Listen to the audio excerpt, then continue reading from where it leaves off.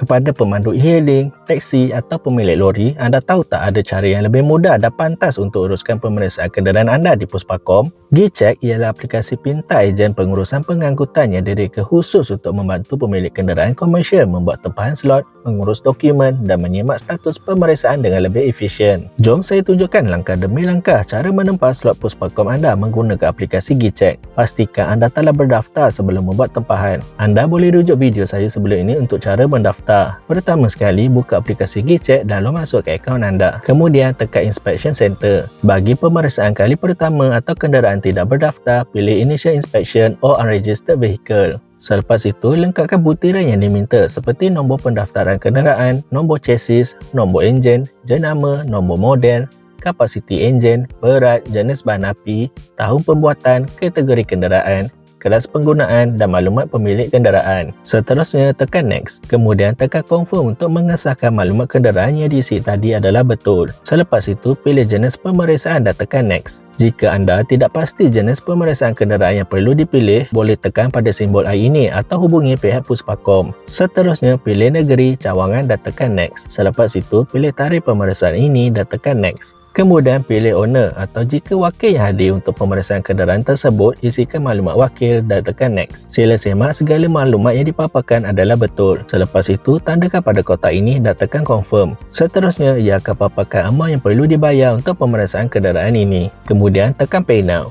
dan tekan Agree. Terdapat dua kaedah pembayaran, sama ada menggunakan kad kredit atau debit serta perbankan internet. Pilih kaedah pembayaran dan lengkapkan saja proses bayaran tersebut sehingga selesai. Akhir sekali, ia akan paparkan status pembayaran ini. Pada laman utama aplikasi, ia akan paparkan pemeriksaan akan datang.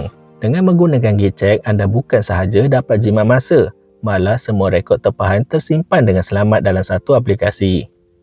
Pastikan kenderaan anda berada dalam keadaan yang baik sebelum dibawa ke Puspakom. Jumpa lagi dalam tutorial akan datang. Bye!